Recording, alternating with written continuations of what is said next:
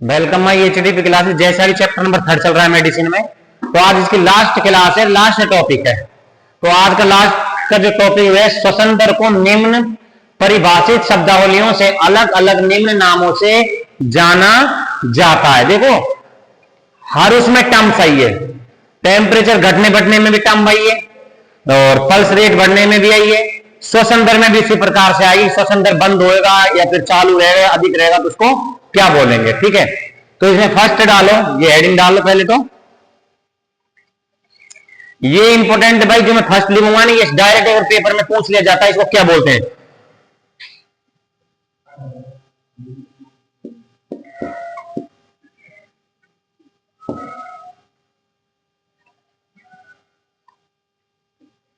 यूपेनिया।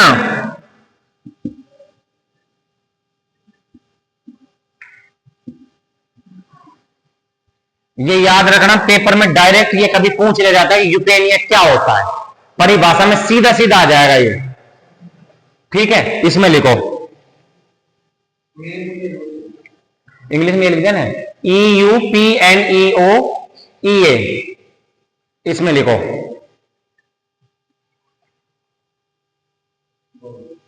साधारण शांत या सामान्य श्वसन को यूपेनिया कहते हैं। सामान्य श्वसन को यूपेनिया कहते हैं।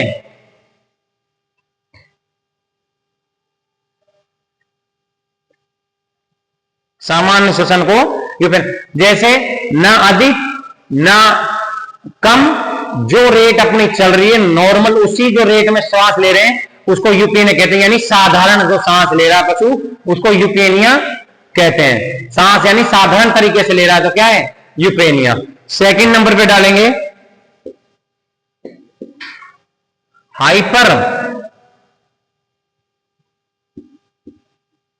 हाइपरपेनिया।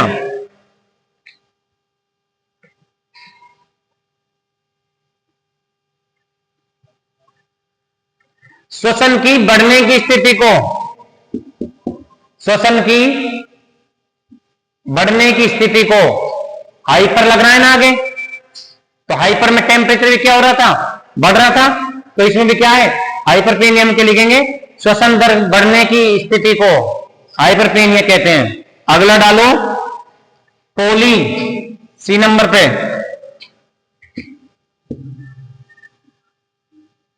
नहीं लिखा तो दोबारा पूछ लो, कहां छूट गया? पोलिपीनिया में लिखो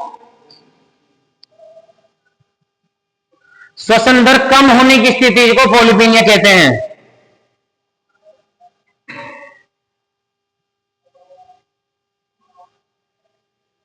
श्वसन दर कम होने की स्थिति को।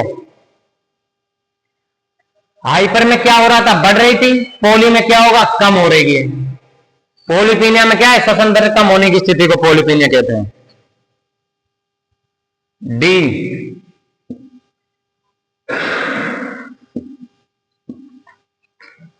ओलिगोपोनिया।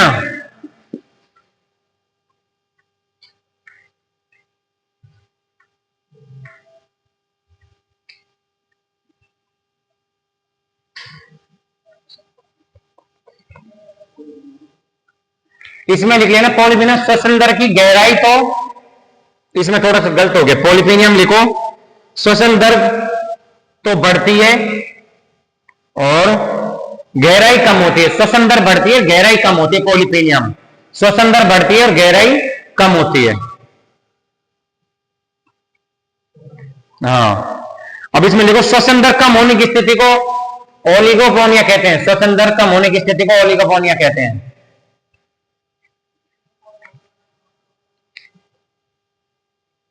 ई नंबर पे डालो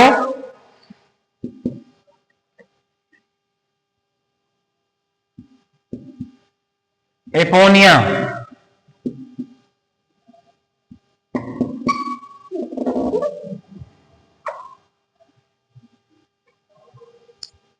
इसमें लिखो श्वसन पूर्ण रूप से बंद होने की स्थिति को, श्वसन पूर्ण रूप से बंद होने की स्थिति को श्वसन पूर्ण रूप से बंद होने की स्थिति को एपोनिया कहते हैं। श्वसन पूर्ण रूप से बंद होने की स्थिति को अपोनिया कहते हैं, यानी कि मृत्यु। मृत्यु में क्या होता है, बंद हो जाए तो मृत्यु में श्वसन बंद होगी। लास्ट का है डिस्पोनिया।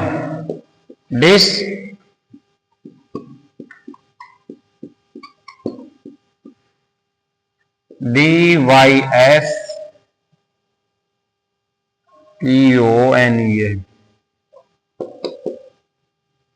इसमें लिखो कष्टदायक श्वसन।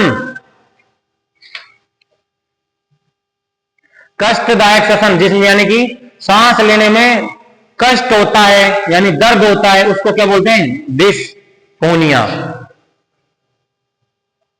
1 2 3 4 5,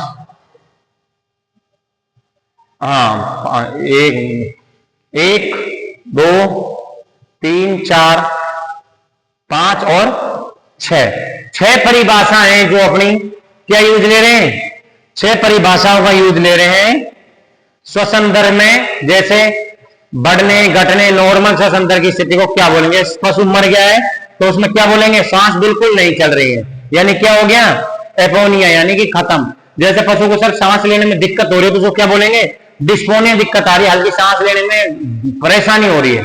जैसे ड्रेंचिंग हो जाती है, ड्रेंचिंग में क्या है, सांस लेने में दिक्कत होगी। ड्रेंचिंग का मतलब क्या है, खाना श्वसन मार्ग मतलब ईसोफेगस में ना जाकर श्वसन मार्ग में चला जाता है, कोई टुकड़ा फंस जाता है, उसको ड्रेंचिंग कहते हैं। तो ड्रेंचिंग की स्थिति में क्या होगी, कष्टदायक श्वसन पशु लेगा। आगे देखिए क्या है,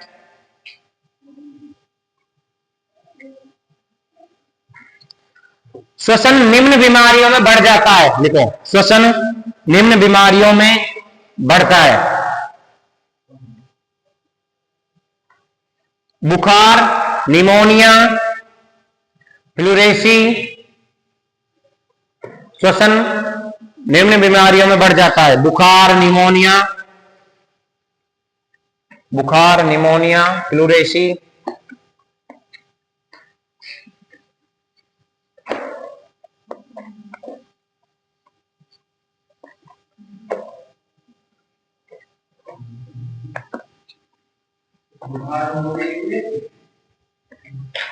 फ्लू लिख रहा हूं को,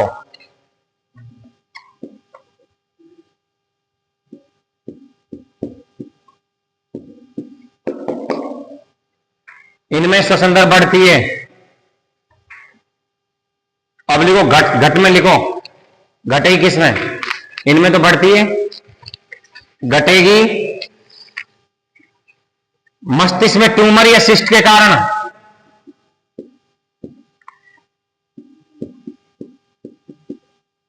मस्तिष्क में ट्यूमर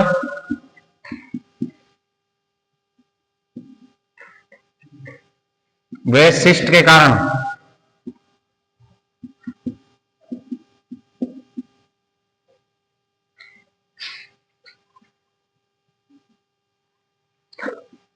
श्वसन गुहाओं का सकड़ा होना,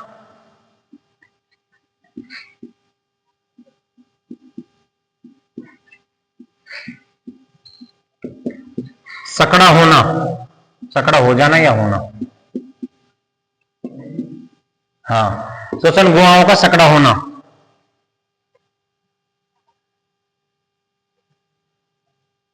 श्वसन गुहाओं का सकड़ा होना। अब एक लास्ट वर्ड लाइन लिखो, श्वसन काल में निम्न प्रकार की आवाजें आती हैं।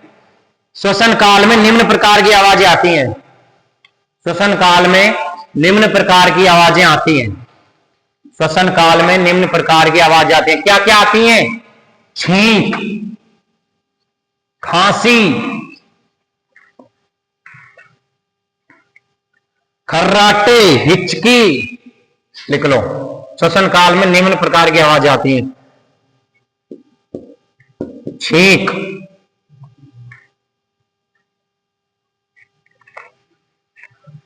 इनका कारण भी लिखूंगा क्यों होती है, छींक क्यों होती है। कोई एंटी एलर्जी का कोई पार्टीशन अगर नाक में चला जाएगा क्या छींक आएगी, छींक, हिचकी, खांसी,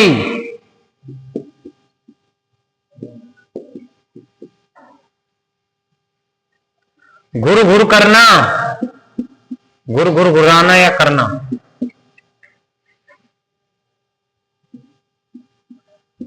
इसको बोलते हैं ग्रंटिंग।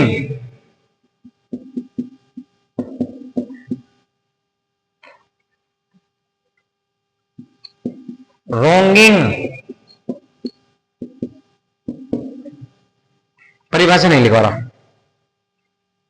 रोंगिंग का मतलब होता है लैंग्वेज स्टेनो के कारण आवाज आने को रोंगिंग कहते हैं। ठीक है, बस यही लिखो। कुल मिला के देखो, अब इसमें इतना डीप लिखेंगे तो खाना का नोट्स क्यों भरो, खिचड़ी बन जाएगी। श्वसन मार्ग में कुछ आवाजें आती हैं तो क्या होती है, नाक से, छींक नाक से आती है। हिचकी भी नाक से ही, प्रकार एक नाक से ही आती है। खांसी, गुरगुर यानी खर्राटे की आवाज, सांस सोएगा तो जो जो खर्राटे लेते हैं। और रोंगिंग, ठीक है। तो ये कुछ टर्म्स हैं जो श्वसन मार्ग से ही संबंधित हैं। तो यहीं पर अपना जो चैप्टर नंबर 3 है वो कंप्लीट होता है। इस चैप्टर में जो भी दिक्कत हो तो आप कमेंट बॉक्स में कमेंट करके बता सकते हैं। चैप्टर की प्रत्येक क्लास में हर एक टॉपिक को धीरे धीरे विस्तार पूर्वक समझाया गया है, लेकिन फिर भी कोई टॉपिक आप देखते हो बुक में छूट जाता है तो उसको लास्ट में हम करवा देंगे। तो चैप्टर नंबर 3 अपना कंप्लीट। 4 चैप्टर करने से, क्योंकि मेडिसिन में 3 चैप्टर तक तो क्या था, टेम्परेचर, श्वसन दर, नाड़ी दर, पल्स रेट वगैरह वगैरह। क्या टेम्परेचर कम होगा तो क्या बोलेंगे, श्वसन दर बढ़ेगी तो क्या बोलेंगे, श्वसन दर कम होगी तो क्या बोलेंगे, मेडिसिन की सामान्य जानकारी, क्लिनिक, प्रिवेंटिव। अब धीरे धीरे मेडिसिन में 4था चैप्टर आएगा, नवजात पशु की देखभाल व बीमार पशु की देखभाल।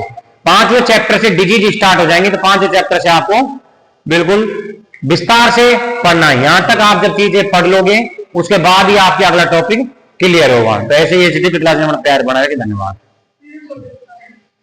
ठीक।